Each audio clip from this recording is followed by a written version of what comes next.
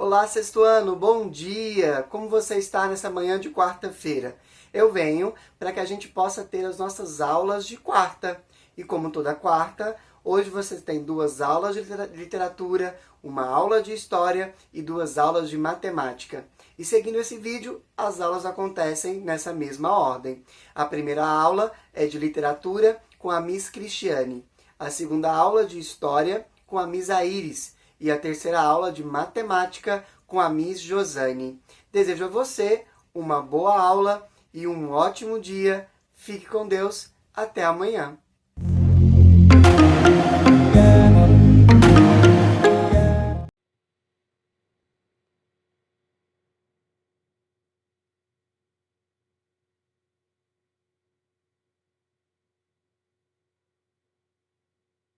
Olá, sexto ano, tudo bem com vocês?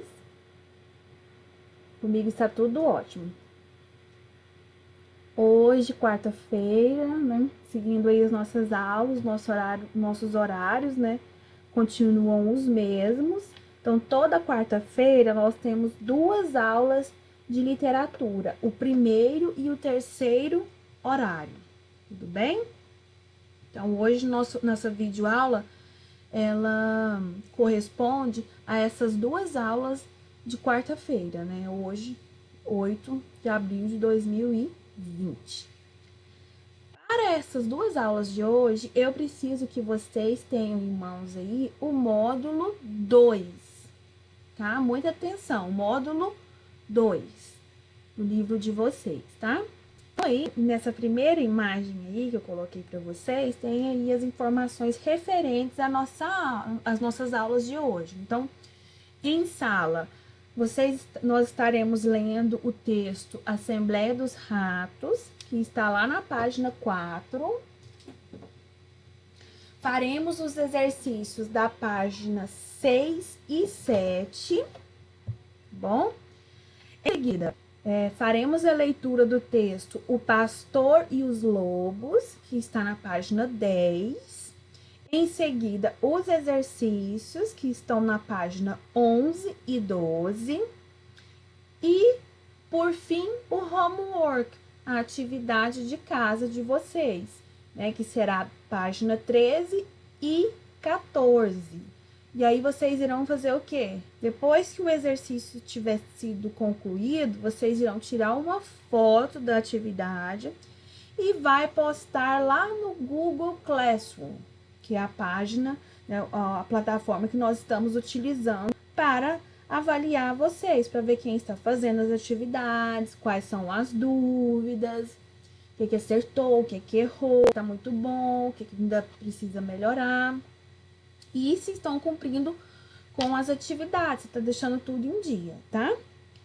Vamos seguir aí, meninos? Então, esse aí é o cronograma da nossa aula de hoje, quarta-feira, dia 8 de abril, tá? Literatura, né? Nós temos aí duas aulas, como eu falei para vocês, que é o primeiro e o terceiro horário, tá bom? Então, agora vamos lá para o início aí do módulo 2, meninos. Tem aí, nessa primeira capa aí, histórias que divertem.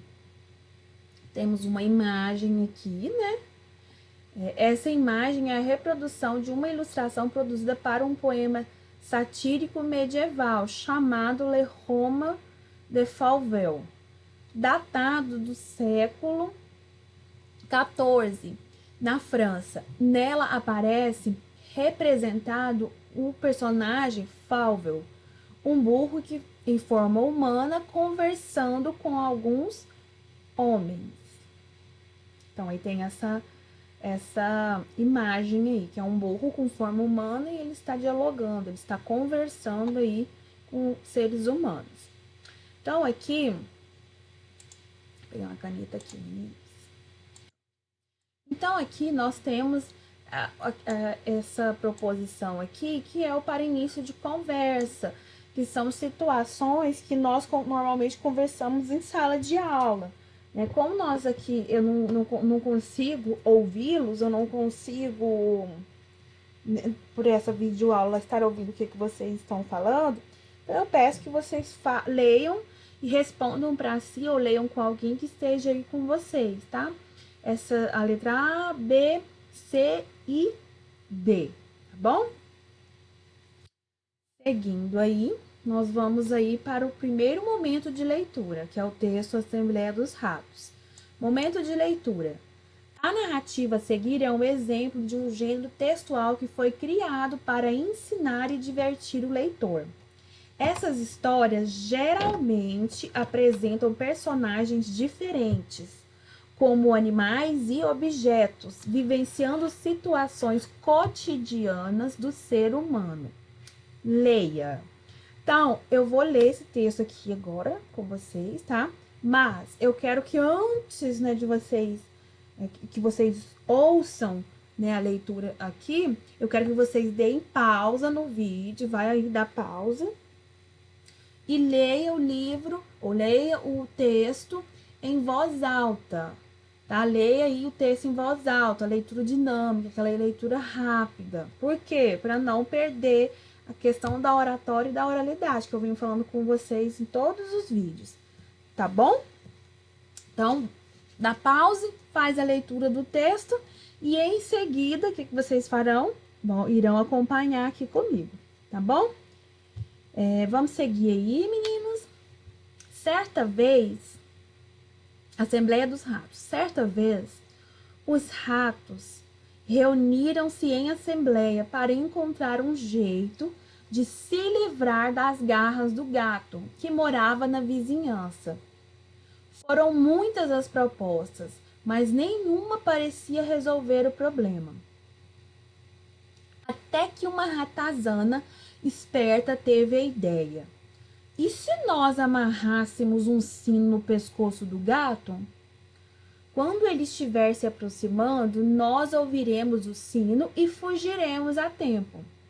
A proposta foi aplaudidíssima por todos os presentes.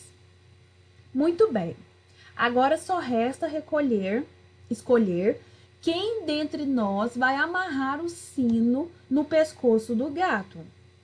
Os ratos foram saindo de fininho, com as desculpas mais esfarrapadas.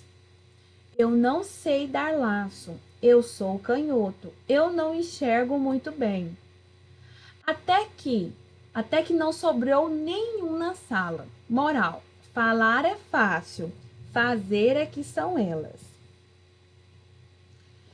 Então aí, meninos, tem uma historinha aí, né? E aí demonstra, a moral da história é o quê? Falar é muito fácil, mas colocar em prática, colocar para funcionar, já muda de perspectiva, já muda o andar, né? O caminhar das coisas, tá bom?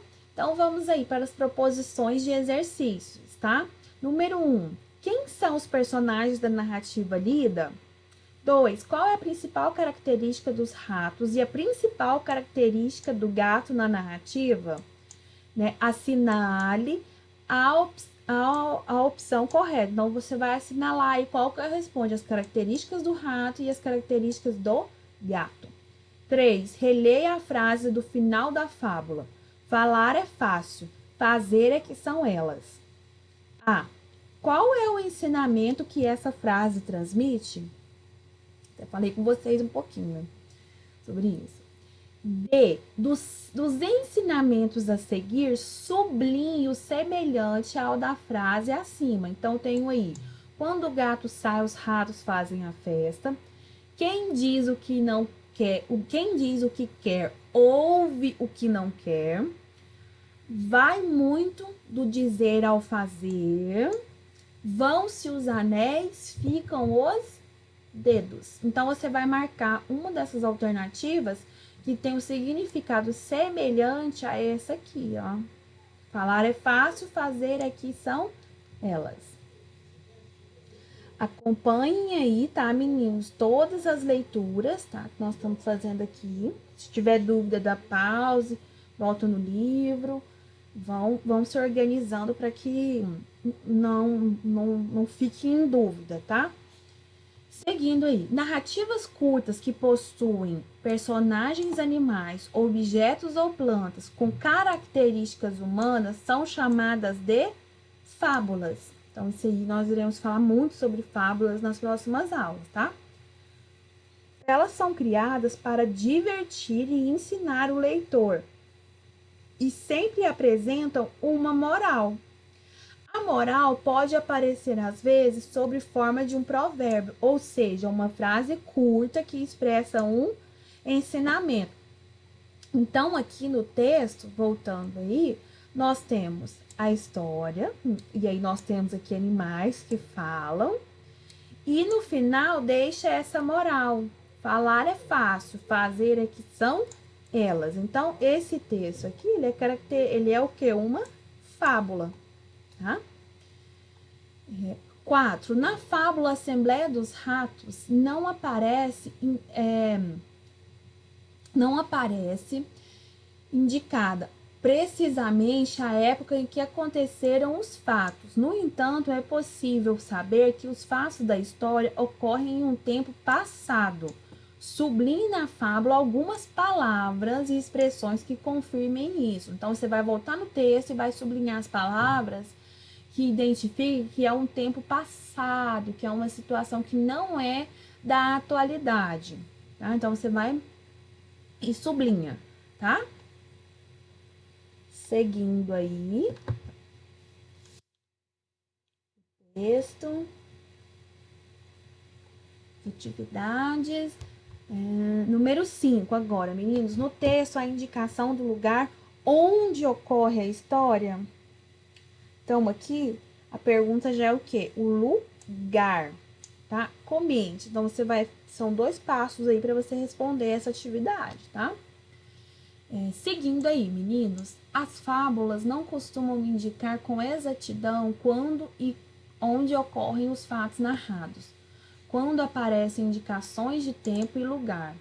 Elas são indeterminadas. Essa característica faz com que o ensinamento das fábulas possa valer em qualquer época. Então, as fábulas, elas não têm indicação cronológica, elas não têm data. Por quê? Porque os seus ensinamentos, eles não devem ficar presos somente a um ano, somente a uma década. Ele tem que o quê? Passar de geração em geração. Qualquer época, o ensinamento da fábula vai estar o quê? Valendo. 6. Assinale a característica da fábula. Assinale que características da fábula fazem dela um texto narrativo. Então, você vai marcar uma dessas questões aqui, dessas duas, que identifica que o texto é narrativo, ou seja, uma narração, que conta uma história. Tá? 7. Uma narrativa costuma apresentar no início, uma situação de equilíbrio. Esse equilíbrio é interrompido por um acontecimento que gera um conflito, a partir do qual a história se desenvolve. Nessa fábula, que acontecimento interrompe o equilíbrio inicial e gera conflito? Então, vocês vão colocar aqui, o que acontece para que esse equilíbrio, para essa paz, para essa situação que estava quieta, né, seja bagunçada, tem esse conflito. Então, vocês vão colocar isso aí, vão ler, vão pensar e vão colocar a resposta. B. Os ratos conseguiram resolver o conflito? Você vai falar se sim ou não, né? Se eles conseguiram ou não resolver o conflito, o problema, né? Que aparece aí no texto. Seguindo aí, nós agora falaremos sobre a questão de número 8.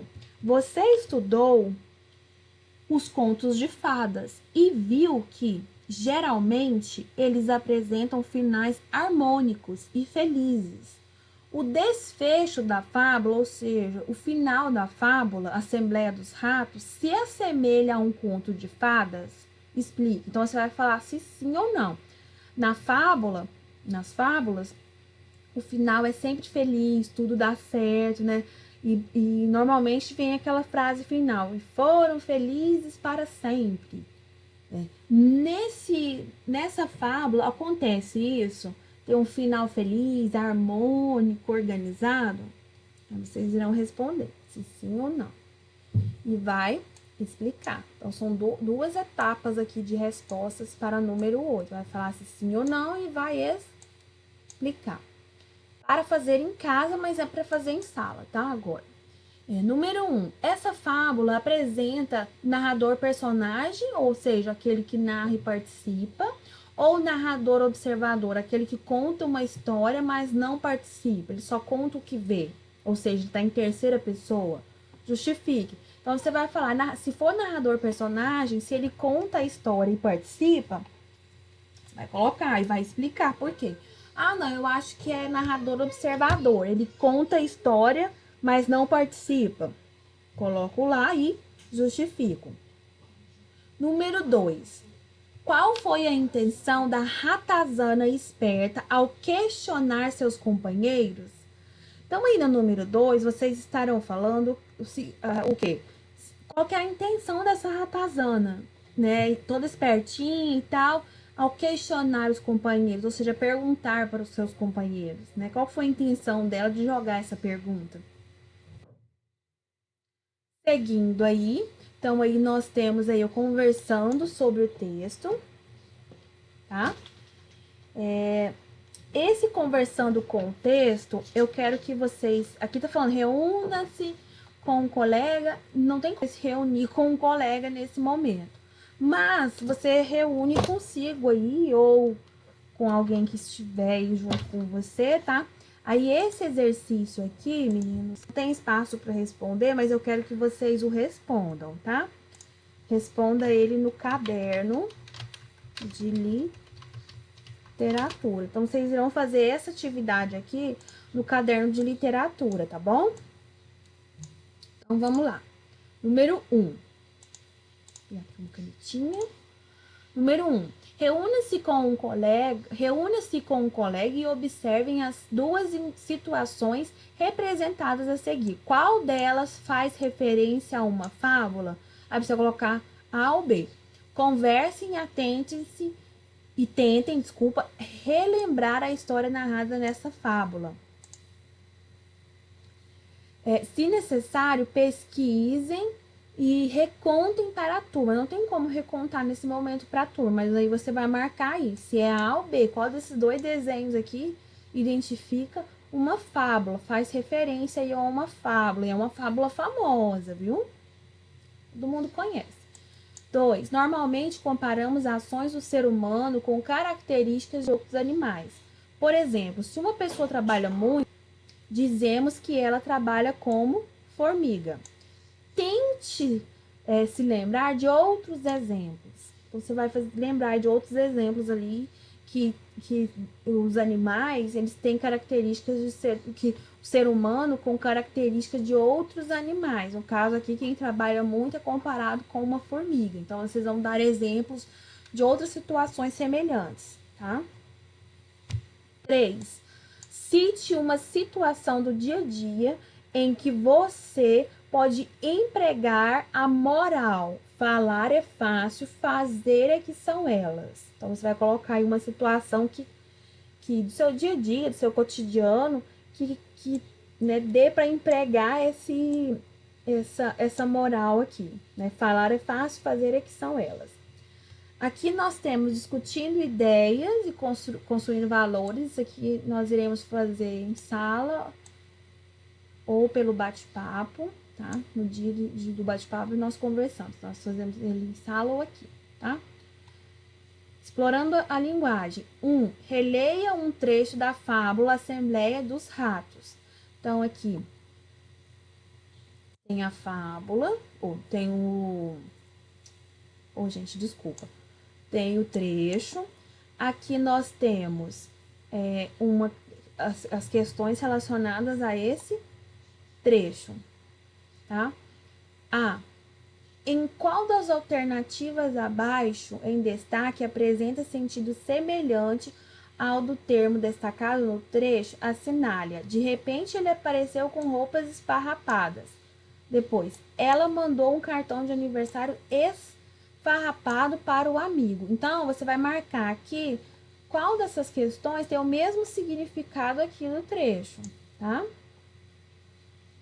B. Nesse trecho da fábula é utilizada a expressão saindo de fininho. O que ela significa? Ah, não sei, professora. Então dá uma pesquisadinha aí, tá? É muito comum essa expressão. Ah, fulano tava na festa e saiu de fininho, tá?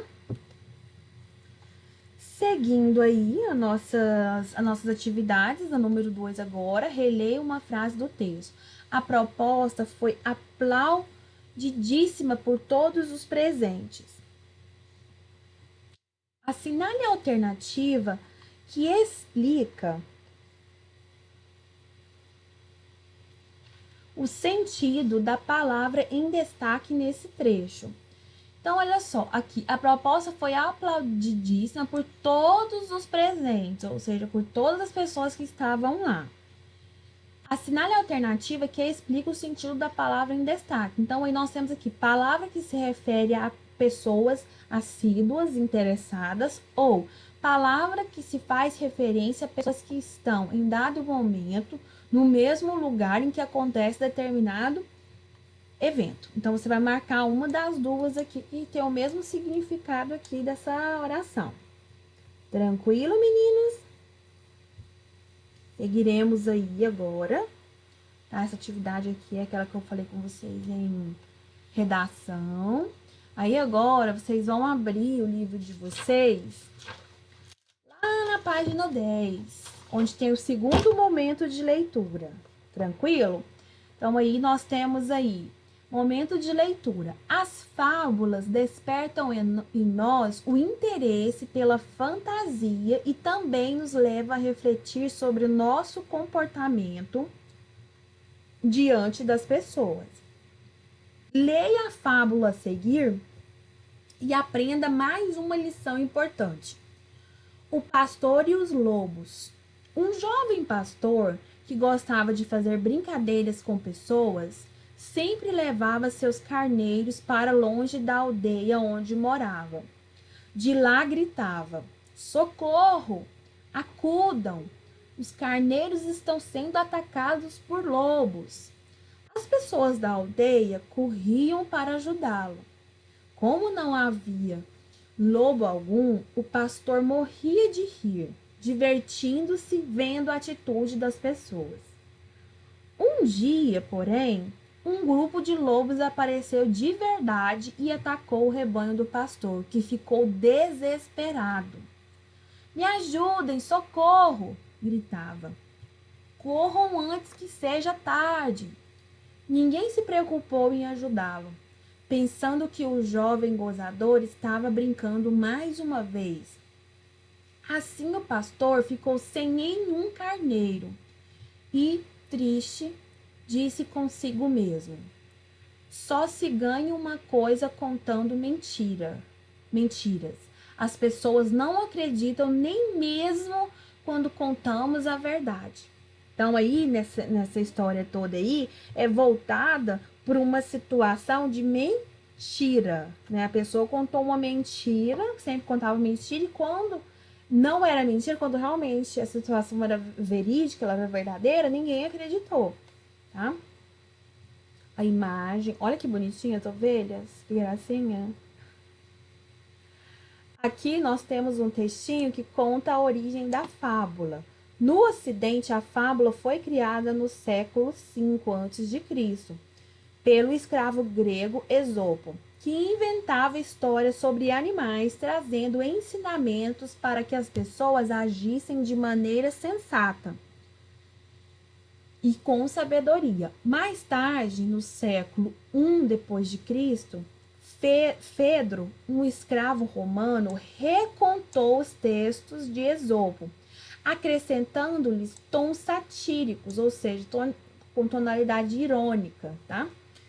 Em meados do século XVII, o escritor francês Jean de La Fontaine tornou as fábulas de Esopo conhecidas e admiradas no Ocidente. No Brasil, o escritor Monteiro Lobato se destacou por ter reescrito diversas fábulas que foram interpretadas pelos personagens do sítio do Pica-Pau Amarelo, proporcionando grandes ensinamentos para as crianças.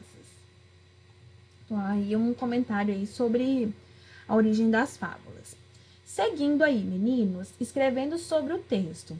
Leia novamente a narrativa O Pastor e os Lobos e enumere os fatos ocorridos, indicando a ordem em que eles aconteceram. Então, você vai numerar aí qual foi o primeiro fato, qual foi o segundo, qual foi o terceiro, qual foi o quarto, desculpa, e qual foi o quinto, porque aqui nós temos 5 espaços aqui para serem enumerados, tá bom? 2. Identifique os personagens da fábula O Pastor e os Lobos e responda as questões. Que personagens o protagonista da história? Que personagem é o protagonista da história? Justifique. Então, você vai falar quem é o personagem e vai explicar por que ele é esse personagem principal, o protagonista. Bom? Letra B. Quem são os personagens secundários da fábula? Ou seja, aqueles que não é o antagonista nem o protagonista. Ou seja, aqueles que estão ali para complementar a história. 3. Um pastor de animais precisa ser uma pessoa atenciosa, dedicada, disciplinada e responsável. O personagem da fábula, no entanto, parece não possuir tais características de atencioso, dedicado, disciplinado e responsável. Quais das características a seguir você atribui a ele? Sublinhe. Então, você vai sublinhar aqui quais dessas características, né, se enquadram no personagem principal dessa fábula aqui, ó, meninos. Da fábula O Pastor e os Lobos. Tranquilo? Seguindo aí nossa aula, agora nós vamos lá para a página 12, no exercício de número 4. Na fábula que você leu, é possível saber quando exatamente ocorreu a história? Identifique no texto uma expressão que comprove sua resposta. Então, você vai contar aí, você vai colocar aí na sua resposta se há possibilidade, se é possível saber quando ocorreu a história. Né? E aí você vai identificar no texto uma expressão que comprove aí a sua resposta, o que foi colocado por você, tá? 5, meninos. O lugar em que ocorre a narrativa pode ser determinado com exatidão, ou seja, você tem certeza de onde foi, né? A história conta, foi em tal fazenda, foi em tal lugar, sim ou não? E aí você vai explicar. Número 6. Na sequência de acontecimento de uma história, um fato determina a ocorrência de outro, isto é, um é causa do outro. Portanto, o primeiro fato causa o segundo fato, que causa o terceiro, que causa o quarto e assim por diante. Letra A. Um acontecimento na fábula foi o fato de as pessoas pouco se incomodarem com o pedido de socorro do pastor.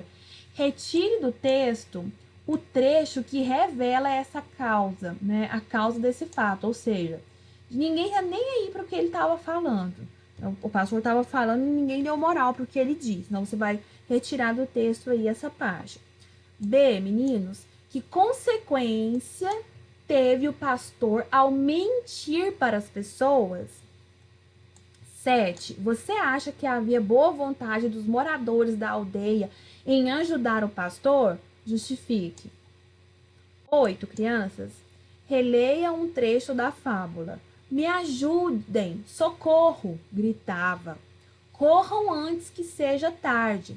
Circule quais expressões se referem à voz do narrador e sublinhe quais se referem à voz do personagem. Então, você vai sublinhar o que é voz do narrador, quais são as vozes do narrador e qual que é a voz do personagem. B. Identifique no texto da página 10 outros trechos que também se referem à voz do personagem e sublinhos. 9, meninos. Observe os temas abaixo e identifique aquele que corresponde à ideia central da fábula, ou seja, a ideia principal, né, da fábula O Pastor e os Lobos. Então, você vem aqui, né, e vai estar marcando aí, né, qual que corresponde a essa ideia central, ou seja, ideia principal. 10. Identifique na fábula o parágrafo que contém um ensinamento. Então, você vai falar, o primeiro parágrafo é o segundo, é o terceiro, é o quarto. 11. Quem comunica ao leitor a moral da história? Narrador ou algum personagem? Agora falaremos aqui um pouco aqui sobre essa parte aqui do livro. Acompanhe aí a leitura, tá bom? Toda fábula possui um tema, que é a ideia central do texto. Além do tema, as fábulas guardam em si a moral da história, que é um ensinamento, conselho ou exemplo que serve para orientar as pessoas no que elas devem ou não fazer. Normalmente, a moral da história aparece isolada, tá? No fim do texto, mas pode vir no início ou no meio. Ela pode ser apresentada pelo narrador ou ser a fala de um personagem. Nós falamos um pouco aí sobre a moral da história, sobre o tema, tá? Aqui conversando com o texto, tá? Esse conversando com o texto, ele deve ser feito no caderno de literatura, tá bom? Vou pegar aqui minha canetinha. Pronto. Que ensinamento você pode tirar da moral da história, O Pastor e os Lobos? 2. Os títulos das fábulas são geralmente compostos dos nomes de seus personagens. Você acha que o título O Pastor e os Lobos está adequado ao texto da fábula? 3. Que outro título essa fábula poderia ter sem que revelasse o assunto do texto? Bom, agora aqui, esse aqui, ele é feito, eu quero que vocês façam aí com o pai, com a mãe, com o irmão, enfim, com quem estiver próximo aí de vocês, tá? E depois nas nossas lives nós estaremos falando aí sobre ele, que aí eu consigo ouvir a opinião de vocês, tá? Aí aqui, meninos, vamos voltar aqui na nossa imagem inicial, tá? Então, o que nós já fizemos hoje nas nossas aulas de literatura? Trabalhamos o texto Assembleia dos Ratos, fizemos os exercícios da página 6 e 7, trabalhamos aí, né, analisamos o texto aí, O Pastor e os Lobos, que está na página 10, fizemos os exercícios aí da página 11 e 12, e agora, né, eu vou falar com vocês sobre o homework, sobre a atividade de casa. A atividade de casa de vocês, ela está lá na página 13 e na página 14. Então, começa aqui, ó, para fazer em casa. Então, aqui é o homework. Ah, professora, para que dia que é essa atividade para casa? Para a próxima aula de literatura. Então, hoje nós temos aí, né, hoje, 2 aulas de literatura, dia 8. Aí, nossa próxima aula é dia 15. Então, a atividade é para o dia 15 do 4 de 2020. Porém, vocês irão fazer a atividade e vai postar as fotos no Google Classroom, tá? E aí, por lá eu vou olhar quem fez, tá? Ah, fulano fez, então, vou aqui na minha ficha, tá? Que eu tenho, com o nome de todo mundo, e vou colocar lá o maisinho para você, assim como eu faço em sala de aula. Quem fez atividade ganha um mais, quem não fez, infelizmente, fica com um menos, né? E tudo isso são atividades, o quê? Avaliativas, tudo vale nota. Então, a atividade de casa é essa aqui, ó. Começa aí na página 13. Vai até aqui, ó. Até a página 14, até o exercício aqui de número 2, tá? Porque esse aqui é para ser feito oralmente, o 3 e o 4, então aqui eu não vou pedir para vocês não, tá? Então, essa é a nossa atividade de casa, o homework, tá?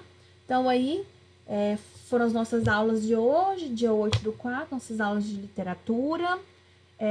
Faça as atividades, deixa tudo em dia, tá? Não deixe para depois, mantenha o caderno organizado, capriche na caligrafia, façam boas leituras para enriquecer o vocabulário, leiam os textos aí em voz alta para vocês treinarem a fala, a oratória e a leitura em voz alta, e a pontuação, a central e tudo que nós sempre vemos, que a gente sempre vem falando aí ao longo das nossas aulas. Tá bom, meninos? Estou com saudade de vocês, espero que logo, logo nós já estaremos com as nossas aulas presenciais, tá? E deixo aqui para vocês o meu carinho, a minha saudade. Um beijo para vocês, tá? E até a próxima aula. Bye, bye.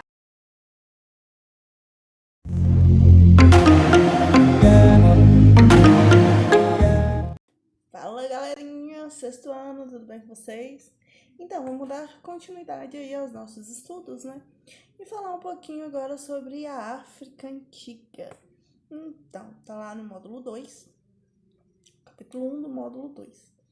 Vamos falar aí um pouquinho sobre essa diversidade dos povos africanos.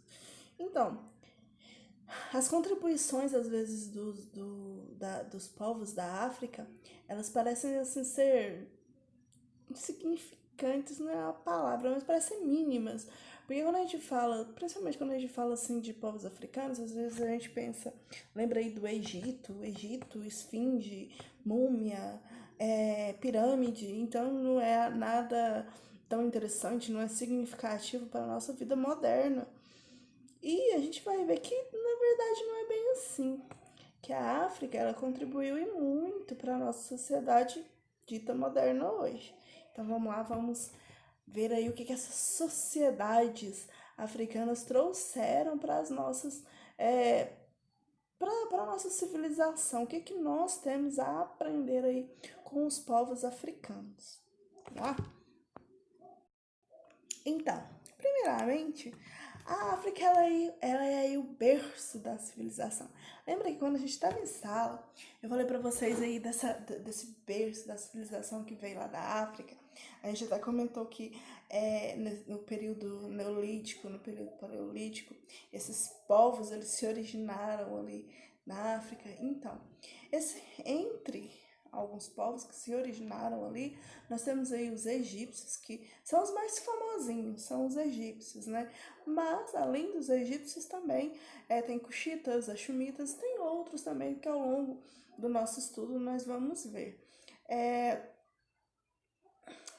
A influência egípcia, por exemplo, por que eu digo mais famosinha, né? Porque tem as pirâmides, as esfinges e as múmias, né? A cultura egípcia, ela traz aí pra gente, nossa, pra modernidade, por exemplo, variosas experiências científicas, principalmente aí nas áreas da ciência, porque, olha, eles não tinham nenhuma tecnologia e algumas múmias, elas são preservadas até os dias de hoje. Não em perfeita conservação, mas são conservados. Então, assim, é algo a se aprender com esse povo, certo? Então, uma outra coisa bem interessante na África são os oásis africanos. Porque a África, a gente pensa assim, a África é um local onde tem um monte de areia. Como que pode se desenvolver uma civilização na areia? Então, na África existem vários oásis. O que são esses oásis? São porções de terra localizadas no meio do deserto. E essas porções de terra, elas têm água e tem vegetação, tem cobertura vegetal, tem árvores. E nesses pedaços de terra, nesses oásis, pode ser cultivado. E esses oásis, eles foram usados pelas civilizações africanas, por tribos africanas, há milhares de anos.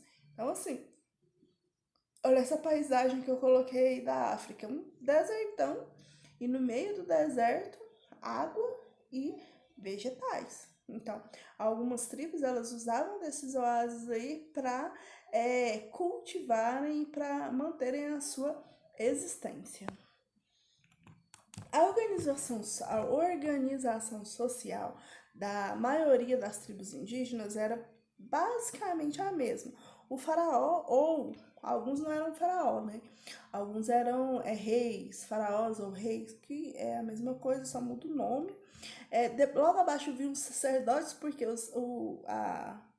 para a África, para as culturas africanas, a religião ela é importante, uma maneira de se conectar com o passado e buscar algumas respostas para as coisas que eles estavam fazendo, buscar resposta através dos ancestrais para eles seguirem em frente, digamos assim. Era essa uma base aí da cultura africana. Logo abaixo eu vi os nobres. Quem eram esses nobres? Os nobres, então, eles eram as pessoas que faziam parte da sociedade, eram pessoas influentes, mercadores principalmente, as pessoas que tinham uma posição social mais elevada. Porém, elas não eram sacerdotes e nem eram reis, não. Elas eram aí consideradas pessoas da nobreza. Os escribas eram as pessoas que escreviam aí as histórias que aconteciam, eram eles que faziam, que escreviam não só as histórias, como também eles faziam esse controle de pessoa, controle de soldado, controle de escravos, controles de economia. Esses escribas que faziam aí esses escritos. Os soldados, que é uma base natural da sociedade africana, várias civilizações e sem soldados, porque existem muitos conflitos. Lembra aí do oásis que eu falei? Às vezes o oásis ele era disputado.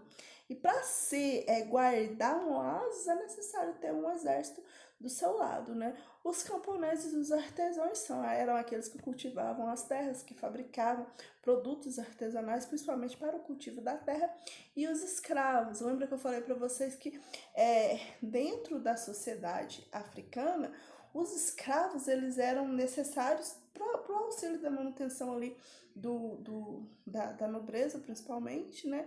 Mas também a maioria dos escravos eles não eram escravos que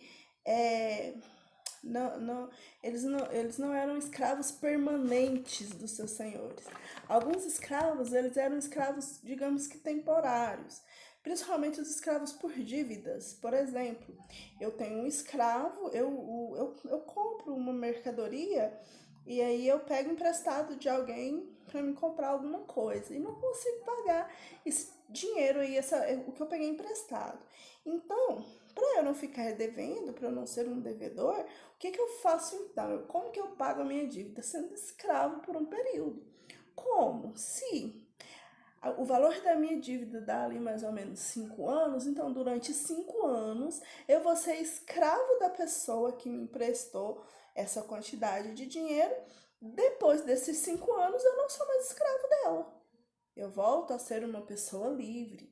Mas aí esses daí são os escravos por dívidas. Os escravos que eram feitos com conquistas, esses não, esses eram escravos mesmos geralmente da nobreza, porque era a nobreza que pagava os soldados para ter esse direito de conquista, esse direito de posse de outras terras. Organização política na sociedade africana é algo muitíssimo interessante. Por quê? A maioria das sociedades que nós conhecemos, elas são patriarcais. O que é isso? Patriarcais.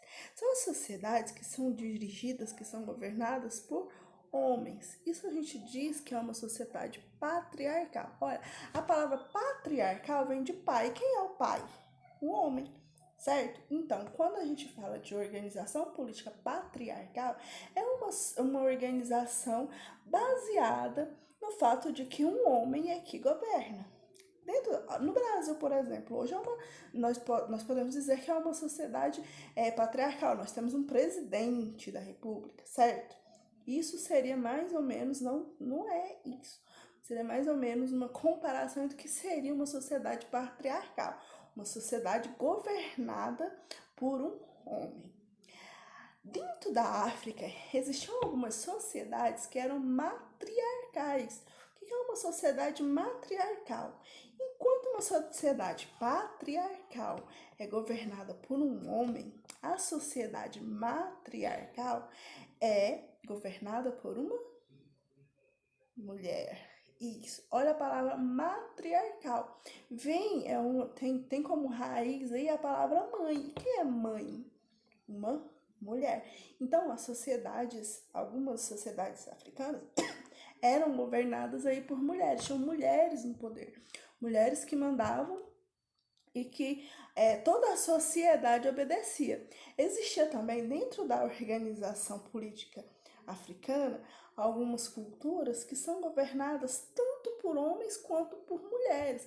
Então, assim, é uma sociedade mista, né? Tanto matriarcal quanto patriarcal. Nas sociedades patriarcais, as mulheres elas eram vistas como seres divinos. Por que elas eram seres divinos?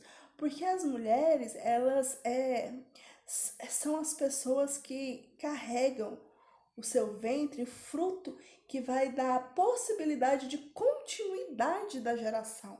Então, algumas mulheres em algumas sociedades africanas, elas são vistas como não só a rainha, mas todas as mulheres são vistas como princesas mesmo, porque elas levam aí no seu ventre o fruto da próxima geração. Então elas eram consideradas seres sagrados, que não deveriam ser tocados, seres que deveriam ser reverenciados por causa desse poder de evolução que elas carregavam dentro dela, certo? Continuando, um outro ponto interessante nas culturas africanas é a religião. A maioria das tribos africanas, elas são sociedades politeístas. O que é uma sociedade politeísta? São aquelas sociedades onde as pessoas creem em vários deuses, não é só um deus, elas creem em vários deuses. E alguns grupos, esses grupos politeístas, alguns cultuavam os antepassados, acreditavam que os antepassados eram seres divinos e que deveriam ser homenageados. Então, esses antepassados eram considerados como divinos. Algumas religiões, elas adoravam os espíritos da natureza. Por que os espíritos da natureza? Por uma questão de observação mesmo. Se você tá lá na sua casa, não existe a tecnologia, não existia a tecnologia que a gente é acostumado hoje. Hoje nós sabemos como que se forma a chuva, como que se forma um trovão. Hoje nós sabemos disso, mas eles não sabiam disso. Então, assim, era algo divino, maravilhoso. A chuva é divina. Porque tá uma seca, eu planto, não nasce nada, de repente chove, a chuva molha a terra brota e a vida renasce depois da chuva. Então isso era uma manifestação divina, até porque a chuva vem do alto. Então isso era respeitado, os fenômenos da natureza eram respeitados por algumas religiões africanas. O trovão, que é aquele barulho forte que antevém uma tempestade, era algo que traz medo, né? Hoje, no entanto, porque nós sabemos o porquê que existe o trovão, eles não sabiam, então para eles era como se fosse a manifestação de Deus na Terra, porque era o que eles viam, era a experiência que eles tinham, certo? Então, galera, isso hoje, nessa aula, nós falamos aí sobre a religião africana e sobre como que eram algumas sociedades africanas. Próxima aula a gente vai ver algumas sociedades mais a fundo. Tem atividade para vocês lá no Classroom. Se eu não me engano, são só 4 perguntinhas para vocês responderem. Respondam lá. Não adia, deixa para depois, não. Já faz logo para ficar tudo ok. E saudade de vocês. Isso não apareceu o S aí, ó. Mas existe um S bem aí. Saudade de vocês. Vocês sabem que... Nossa, vocês são uma turma assim que eu gosto demais de estar junto. E até a próxima.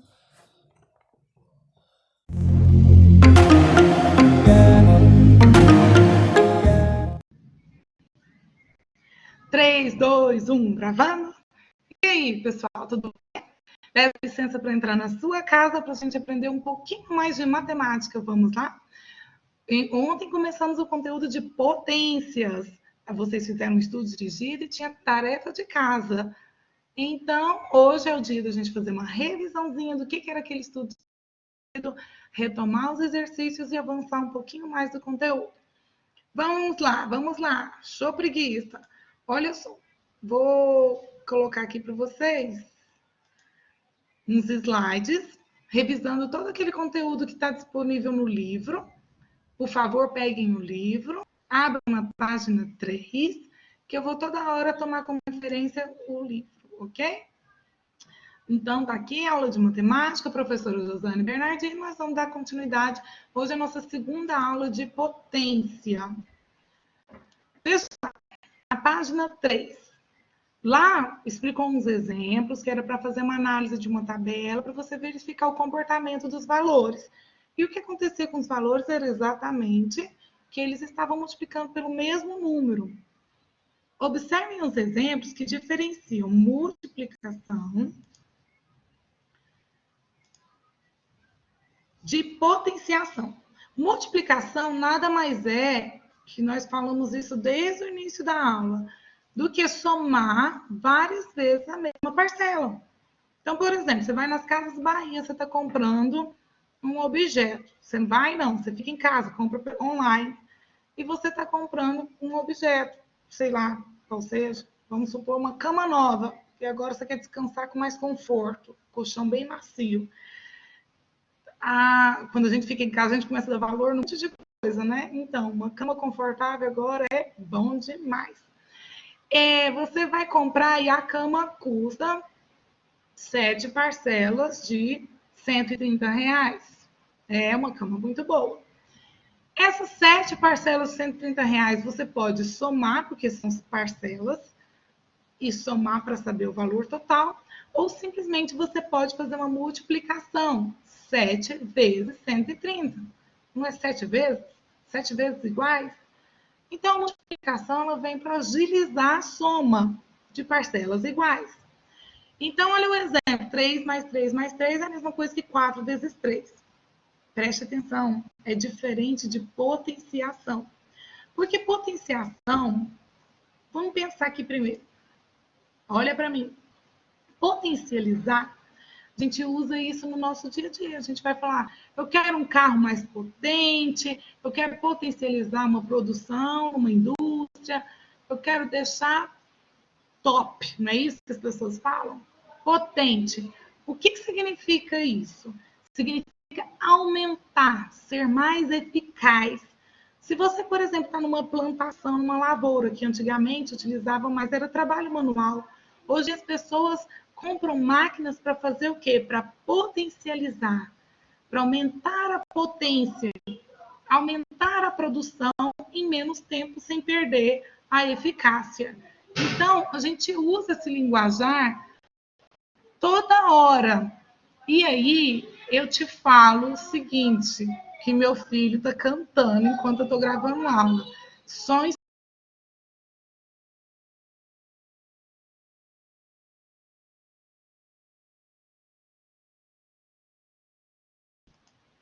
Ela não pode ser minha. Maurício. Mamãe.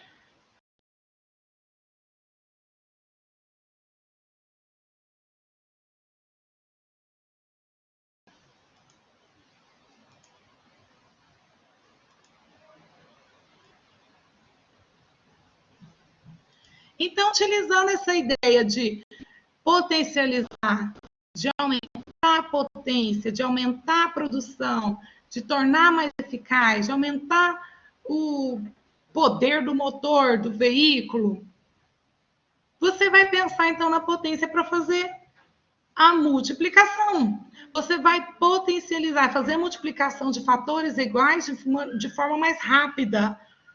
É o conceito de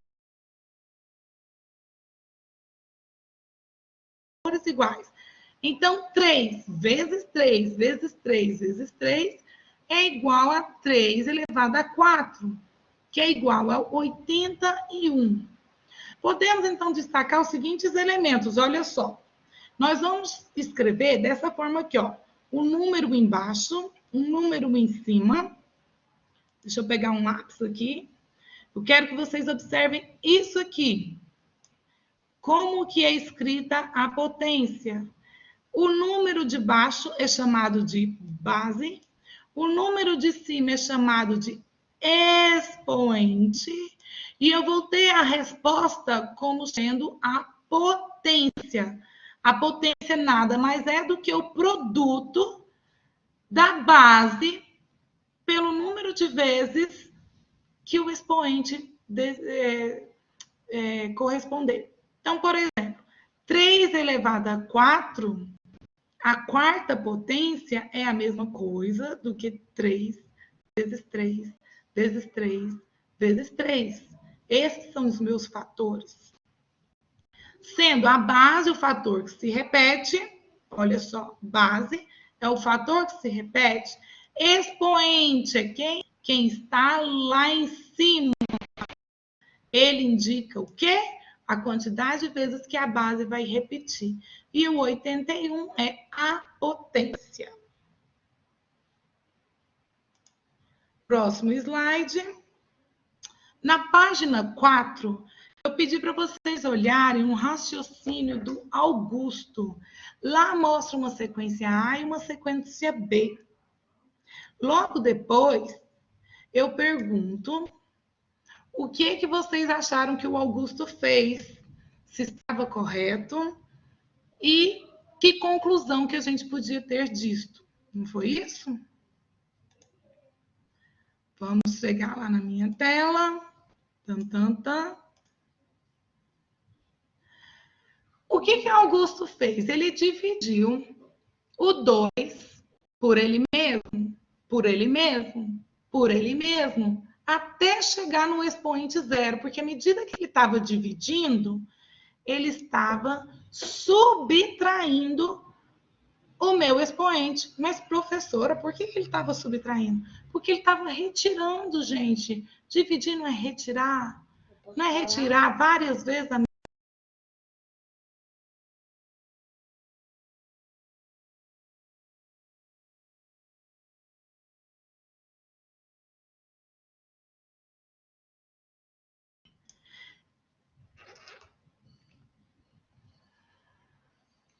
Não, meu filho, sai para lá. Então, o que eu tenho aqui? Eu tenho uma divisão sucessiva até chegar no expoente 1, na sequência A. Eu tenho uma divisão sucessiva até chegar no expoente 1 também, na sequência B. Página 4, hein? Disso aqui, eu deduzo que quando eu cheguei no expoente 0, o resultado da potência foi 1. Olha lá na tabelinha. Vai diminuindo, página 4. Vai diminuindo o expoente até chegar.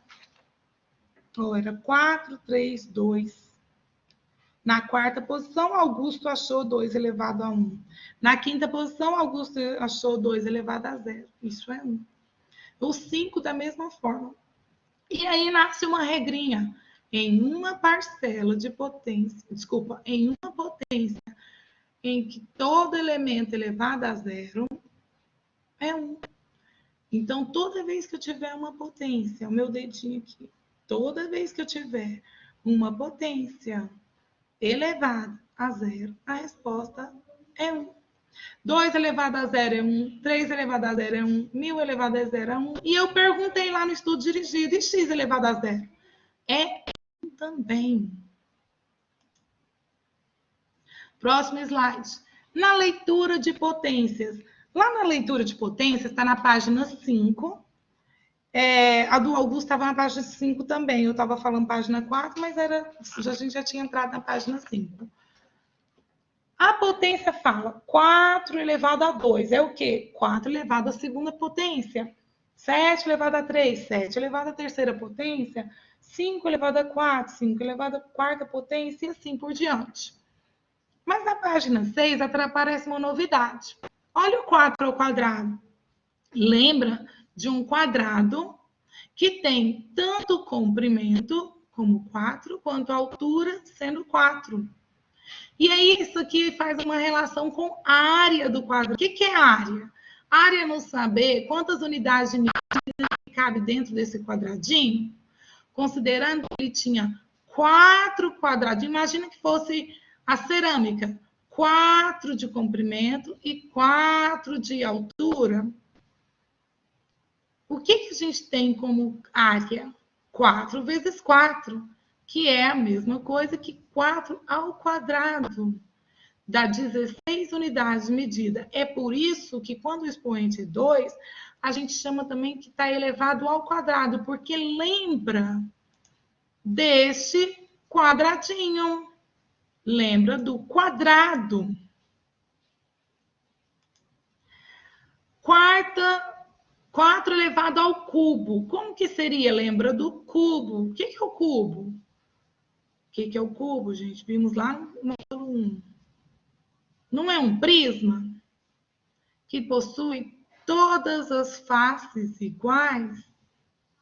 Que possui todas as dimensões iguais? Então, por isso que ele é chamado de cubo. Ele tem 4 de comprimento.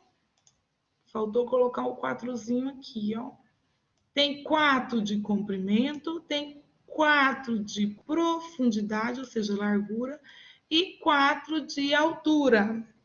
Portanto, eu quero saber o volume. Volume. Por que não é área, professor? Porque a área, gente, é só uma superfície. E volume é a capacidade, aí já conta as figuras tridimensionais, é quanto que cabe dentro. E como é que eu descubro quanto que cabe dentro? Sabendo a área da base, que nós vimos que 4 vezes 4, vezes a altura, que é 4 também, porque é cubo. Então, é por isso que toda vez que eu tenho um expoente 3, eu vou chamar que está elevado ao cubo. Então, por exemplo, se eu tiver 5 ao cubo, é a mesma coisa que 5 elevado à terceira potência, que é 5 vezes 5 vezes 5. Oh, não escreve aqui. Mas que legal isso aqui, hein? 5 vezes 5 vezes um outro 5 aqui. Que dá 5 vezes 5, 25 vezes 5, 125. Ok? Próximo slide. Resolução dos exercícios da página 6 e página 7. Eu vou pegar aqui um quadro branco. Só um instantinho.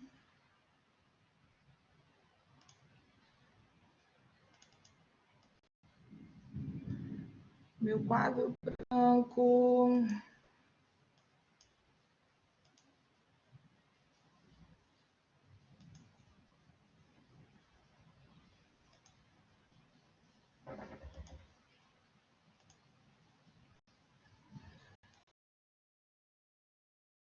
Vou tomar o meu quadro branco aqui.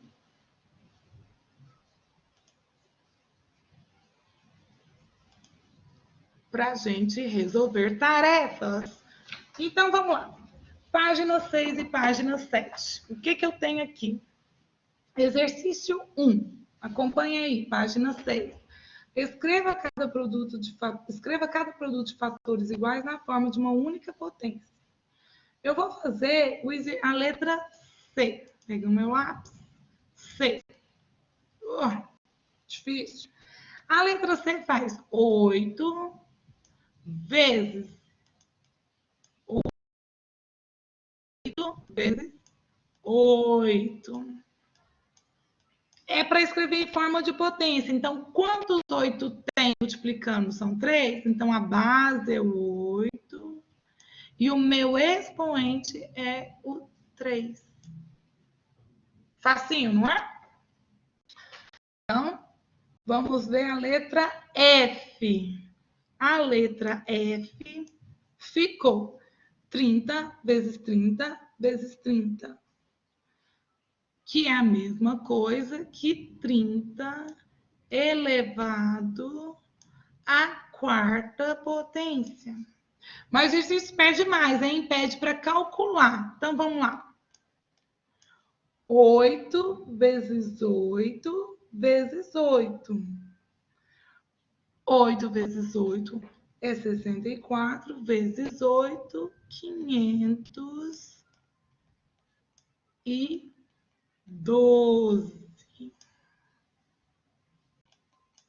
Professor, eu posso usar a calculadora? Pode sim, porque agora, neste momento, eu estou preocupada se você sabe ou não o conceito de potenciação. Então, pode sim utilizar a calculadora como ferramenta necessária para a aprendizagem do conceito de potência. Nós vamos até fazer exercício lá da página 9 também, que usa a calculadora. Agora vamos ver o 30 elevado à quarta potência. Vai lá na calculadora, põe 30 vezes 30 vezes 30 vezes 30 igual esse número aqui, ó. 810.000. Ok? Exercício número 2.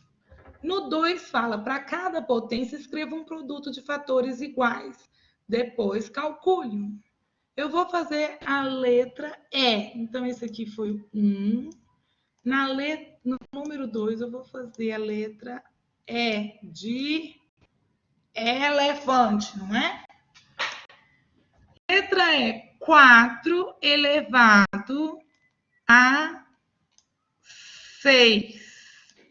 Quanto que dá isso? Gente, a base é o quê? 4. O expoente é 6. Então, é 4 vezes 4 vezes 4 vezes 4 vezes 4 vezes 4. Já foram 6? Sim. Põe aí. Posso fazer mentalmente? De preferência. 4 vezes 4 vezes 4 vezes 4 vezes 4 vezes 4. Confere comigo, a resposta é 4.096. Ok? Exercício número 3. Vamos ver a letra C. Vou apagar aqui. Quando apaga, apaga tudo. Mas vamos lá. Exercício número 3. Letra C. 4 elevado à quarta potência. É só para você ler e resolver. Isso aqui nos fornece 256. Exercício número 4. Fala assim, observe as figuras, a sequência das figuras. A figura 1 é um quadradinho que tem 4 dentro. 2 é um quadradinho que tem 3 na comprimento e 3 na altura. Ou seja, a área desse aí seria 3 vezes 3, não é? 9. Na terceira figura, 4 de comprimento, 4 quadradinhos de altura. 4 vezes 4, 16. Na quarta figura, 5 de comprimento, 5 de altura, 5 vezes 5, 25.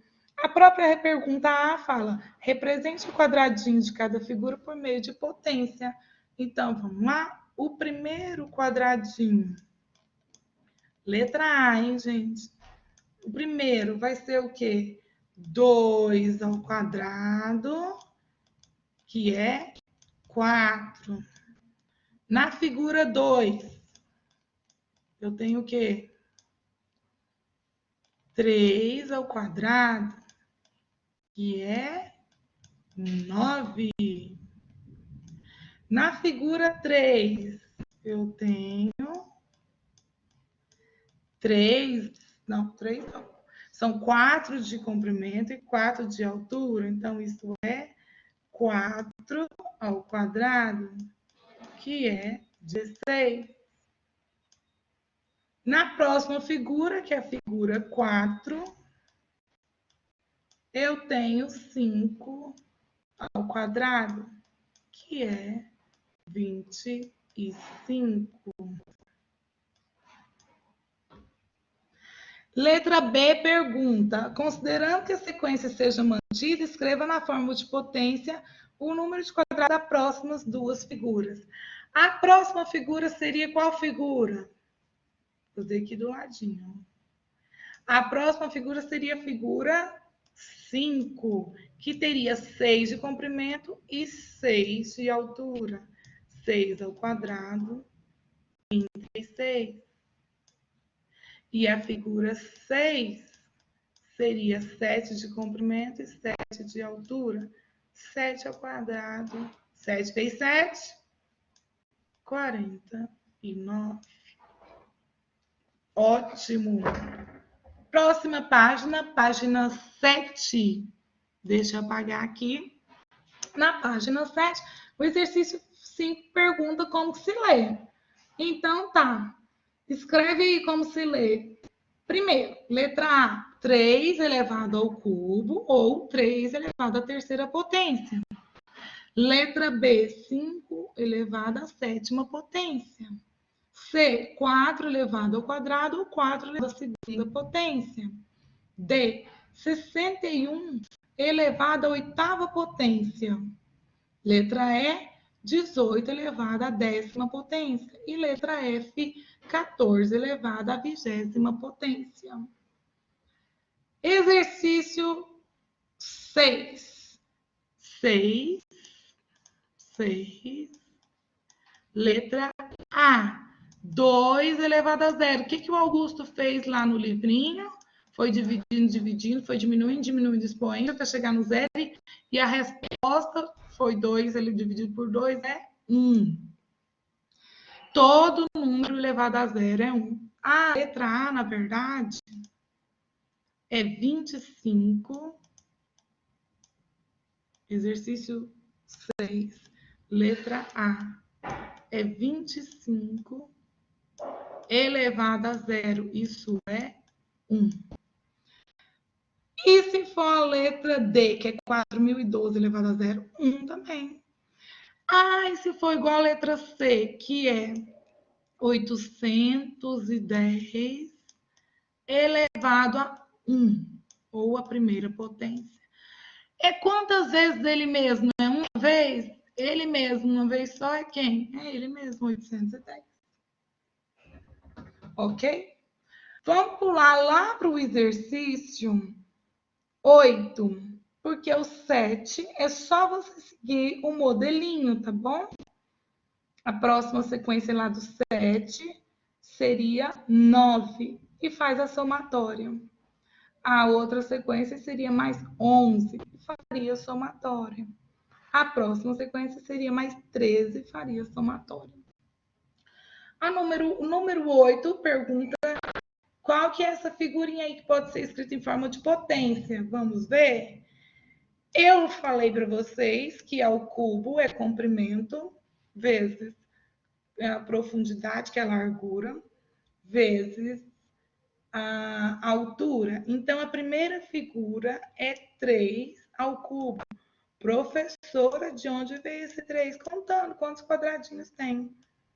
3 ao cubo é 3 vezes 3, que é 9, vezes 3, que é 27. O outro quadrado tem 6 e 6. 6 comprimento, 6 largura e 6 altura. Então, ele é 6 ao cubo. Resposta 216. E a próxima é 5 ao cubo, que é 125. Ó, vai melhorando o jeito de escrever. Agora eu retomo para vocês lá nos nossos slides. Só um instantinho, vou buscar meu slide de novo, porque eu quero dar seguimento no estudo de potência. Eu quero apresentar algo novo. Vamos lá?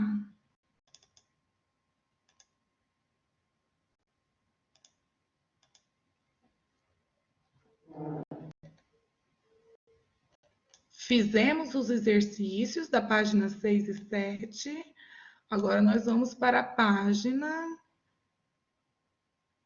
do próximo conteúdo, que está na página 8. O conteúdo da página 8 fala sobre a potência de 10. A potência de 10 facilita na leitura de números muito grandes. Opa! Só um instantinho que eu cheguei, andei um a mais. Voltando, a potência de 10. Dê uma lida aí para você.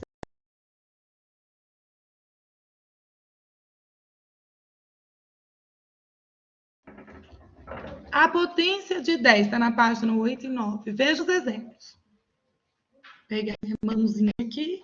10 ao quadrado é 10 vezes 10, porque a base é 10, o expoente é 2, e eu vou repetir a quantidade que o expoente manda. A base repete a quantidade do expoente.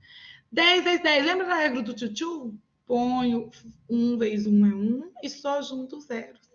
Agora, 10 ao cubo é 10 vezes 10 vezes 10. A regra do tchutchu, 1 vezes 1 vezes 1 é 1. Junta agora todos os zeros. Junta todos os zeros. Tchu, tchu, tchu. 3 zeros. 10 à quarta, 10 vezes 10 vezes 10 vezes 10. É 1 vezes 1 vezes 1, que dá 1, e junta todos os zeros. Compare os expoentes e as potências. 10 ao quadrado, ó, 10 ao quadrado deu 100. 10 ao cubo deu 1000. E 10 à quarta deu 10.000. O que a gente percebe? Que à medida que o expoente, a potência de 10, ele vai me dizer quantos zeros vai ter na resposta. 2 é 2, 3 é 3, 4 são 4. Então, isso surge aqui uma nova regrinha. O expoente das potências de base 10 corresponde à quantidade de zeros do número. Então, se eu tiver 10 elevado a 6, eu vou simplesmente colocar 6 zeros no 1. 1, 2, 3. 1, 2, 3. Isso é 1 milhão. Facinho, não é? Vamos ver para que serve isso? A potência de 10 facilita a leitura na leitura de números muito grandes. Veja exemplos da página 9. Peguei 9. O estado da Bahia, localizado na região Nordeste, tem aproximadamente 15 milhões e 100 mil habitantes. Olha só. Como é que eu posso escrever isso aqui? Eu posso escrever em forma de multiplicação? 15 mil e 100 milhões é a mesma coisa que 151 vezes 100 mil, né? Olha só, 151 vezes 1 dá 151. E juntava todos os zeros. Só fiz o caminho contrário da regra lá do tchutchu. Então, eu vou ter... A forma que eu posso escrever isso aqui em forma de potência é que esse 100 mil pode ser escrito como potência de 10 à quinta potência. Podemos escrever da forma, então, o novo texto ficaria: o estado da Bahia, localizado na região Nordeste, tem aproximadamente 151 vezes 10 elevado à quinta potência de habitantes. Parece coisa insignificante, mas numa tabela cheia de dados numéricos, com números muito representativos, números grandes, facilita e muito. Quando vocês chegarem para estudar ciências, no final do 9º ano já vê parte de física e química, isso aqui vai ser um mamão com açúcar para vocês, porque são dados muito grandes. Além do que tem uma representação também que a gente tem que, no Sistema Internacional de Unidades, que a gente coloca alguns valores menores do que 10, então os números, por exemplo, 91 vira 9,1, e aí você vai usar a potência de 10 para ajustar. Mas isso é mais para frente. A potência de 10 também ajuda a fazer a decomposição de números. Que o nosso sistema de numeração decimal é a base 10, não é isso? Por que é a base 10? A cada 10 a gente muda, lembra? Lá na unidade, vai do 0 até o 9. Quando completa em 10, passa para dezena, que vai do 10 até o 99. E aí passa para centena, que vai do 100 até o 999. Aí passa para milhares. Lembra disso? Nosso sistema não é da base 10, então a gente usa também a potência para representar a decomposição dos números. Olha só. 4.512.047. Lembra como é que a gente fazia? Lá na sala de aula, isso aqui é a mesma coisa que 4 e 0 as outras casinhas, ou seja, 4 milhões, mais põe o 5 e 0 as outras casinhas, ou seja, dá 500 mil, mais o próximo número é o 12.047. Então, é 10, não é isso? 0 as outras casinhas, mais 2 e 0 as outras casinhas, mais 47, não é 40, mais 7. Estou decompondo, estou fatorando isso aqui, dividindo aqui em partes, na forma de potência de 10. Olha só, surge um monte de zerozinho. Ai, que delícia! Na matemática, quando aparece um monte de zero, tudo fica mais fácil. Então, 4 fica 4, e essa potência aqui, ó, esse tanto de zero vai virar uma potência, vai virar, esse 1 milhão vai virar a potência de 10 à sexta. E esse 500 mil, o 5 fica separado, a mesma coisa que 5 vezes 100 mil. E vira uma potência de 10 elevado à quinta potência. Por quê? 5, 2, 3, 4, 5 zeros. O próximo, 10 mil, é 1 vezes 10 mil. Então, 10 mil não tem 4 zeros? 10 elevado a 4.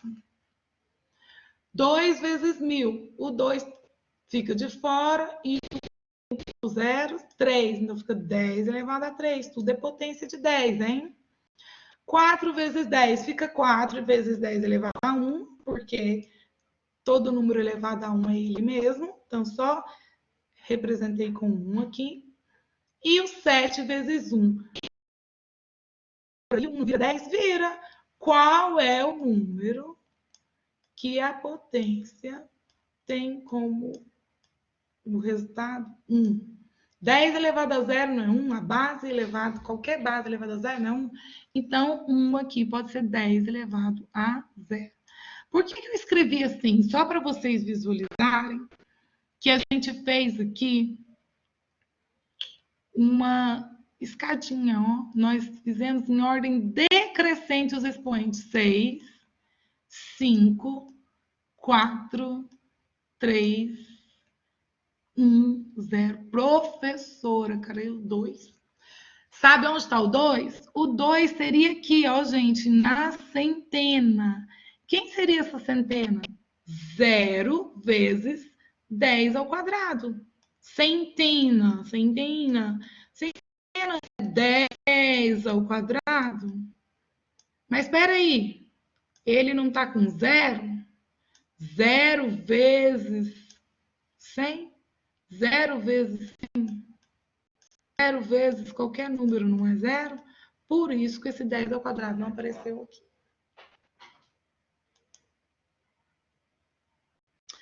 Eu tenho agora para vocês a proposta de fazer os exercícios da página 10, 11 e 12. Vamos lá, vou começar com vocês. Na página 10,